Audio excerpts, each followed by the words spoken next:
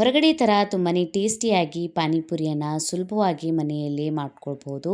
ಇವತ್ತಿನ ವಿಡಿಯೋದಲ್ಲಿ ನಾನು ಬಟಾಣಿ ಮತ್ತು ಆಲೂಗಡ್ಡೆ ಸ್ಟಫಿಂಗ್ ಯಾವ ರೀತಿ ಮಾಡ್ಕೊಳ್ಳೋದು ಮತ್ತು ಪಾನಿಯ ರೆಸಿಪಿಯನ್ನು ಹೇಗೆ ಮಾಡ್ಕೊಳ್ಳೋದು ತೋರಿಸಿದ್ದೀನಿ.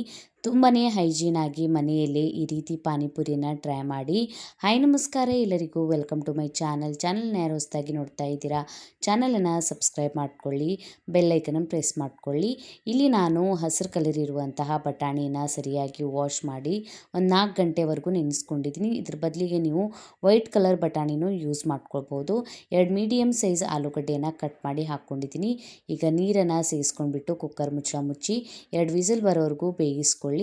ಈಗ ಪಾನಿ ಮಾಡೋದಕ್ಕೆ ಮಸಾಲೆನ ರುಬ್ಕೋತಾ ಇದ್ದೀನಿ.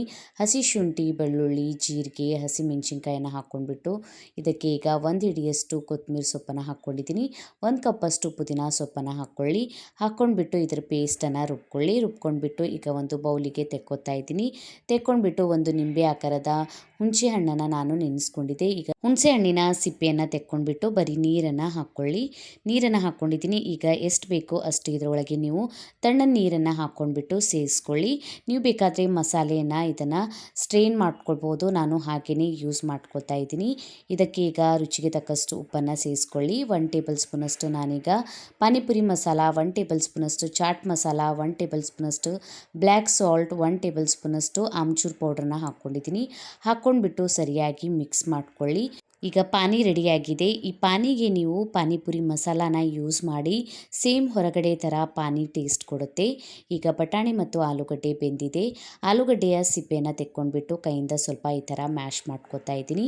ಈ ಥರ ಮಿಕ್ಸ್ ಮಾಡಿ ತಿನ್ನೋದಕ್ಕಿಂತ ಸ್ವಲ್ಪ ಗ್ಯಾಸ್ ಮೇಲೆ ಇದನ್ನು ಬಿಸಿ ಮಾಡೋದಕ್ಕೆ ಇಡಿ. ಇದಕ್ಕೆ ರುಚಿಗೆ ತಕ್ಕಷ್ಟು ಉಪ್ಪು, ಅರಿಶಿಣದ ಪುಡಿ, ಖಾರದ ಪುಡಿ, ಧನಿಯಾ ಪೌಡ್ರನ್ನ ಹಾಕ್ಕೊಂಡ್ಬಿಟ್ಟು ಸರಿಯಾಗಿ ಮಿಕ್ಸ್ ಮಾಡ್ಕೊಂಡ್ಬಿಟ್ಟು 1-2 ನಿಮಿಷ ಬೇಯಿಸ್ಕೊಳ್ಳಿ. ಸರಿಯಾಗಿ ಈ ಥರ ಬೆಂದರೆ ಪಾನಿಪುರಿ ತಿನ್ನುವಾಗ ಒಳಗಿನ ಸ್ಟಫಿಂಗ್ ಬಿಸಿ ಮತ್ತು ಪಾನಿ ತಣ್ಣಗಿದ್ರೆ ತುಂಬಾ ಟೇಸ್ಟಿಯಾಗಿರುತ್ತೆ. ಈಗ ನೋಡಿ ಇದನ್ನು ತೆಕ್ಕೊಂಡ್ಬಿಟ್ಟಿದ್ದೀನಿ ಪ್ಲೇಟಿಗೆ. ಬಿಸಿ ಇದೆ. ಈಗ ನಾನು ಪಾನಿಪುರಿಯನ್ನು ರೆಡಿ ಮಾಡಿ ತೋರಿಸ್ತಾ ಇದ್ದೀನಿ. ಇಲ್ಲಿ ನಾನು ಪೂರಿಗಳನ್ನು ತೊಗೊಂಡಿದ್ದೀನಿ.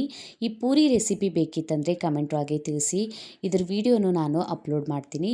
ಈಗ ನಾವು ರೆಡಿ ಮಾಡ್ಕೊಂಡಿರುವಂತಹ ಬಟಾಣಿ ಮತ್ತು ಆಲೂಗಡ್ಡೆಯನ್ನು ಒಳಗಡೆ ಹಾಕ್ಕೋತಾ ಇದ್ದೀನಿ. ಇದರ ಮೇಲ್ಗಡೆ ಸ್ವಲ್ಪ ಕಟ್ ಮಾಡ್ಕೊಂಡಿರುವಂತಹ ಈರುಳ್ಳಿ, ಕೊತ್ತಂಬರಿ ಸೊಪ್ಪು, ನಿಮಗೆ ಟೊಮ್ಯಾಟೊ ಹಣ್ಣು ಇಷ್ಟ ಇತ್ತಂದರೆ ಸಣ್ಣ ಕಟ್ ಮಾಡ್ಕೊಂಡ್ಬಿಟ್ಟು ಹಾಕ್ಕೊಳ್ಬೋದು, ಶೇವ್ನು ಹಾಕ್ಕೊಳ್ಬೋದು. ಇದಕ್ಕೆ ಈಗ ಪಾನಿಯನ್ನು ಸೇರಿಸ್ಕೊಂಡ್ಬಿಟ್ಟು ತಿನ್ಕೊಳ್ಳಿ. ತುಂಬಾ ಟೇಸ್ಟಿಯಾಗಿರುತ್ತೆ. ಮನೆಯಲ್ಲೇ ಹೈಜೀನಾಗಿ ಈಸಿಯಾಗಿ ಈ ರೀತಿ ಪಾನಿಪುರಿಯನ್ನು ಟ್ರೈ ಮಾಡಿ ನೋಡಿ. ಕಮೆಂಟ್ ಒಳಗೆ ತಿಳಿಸಿ ವಿಡಿಯೋ ಹೇಗೆ ಅನ್ನಿಸ್ತಂತ. ವಿಡಿಯೋ ಇಷ್ಟ ಆಗಿತ್ತಂದರೆ ಲೈಕ್, ಶೇರ್ ಮಾಡಿ. ಇನ್ಸ್ಟಾಗ್ರಾಮ್, ಫೇಸ್ಬುಕ್ ಚಾನಲ್ನು ಫಾಲೋ ಮಾಡ್ಕೊಳ್ಳಿ. ಲಿಂಕನ್ನು ನಾನು ನನ್ನ ಡಿಸ್ಕ್ರಿಪ್ಷನ್ ಬಾಕ್ಸ್ನಲ್ಲಿ ಕೊಟ್ಟಿರ್ತೀನಿ. Thank you for watching.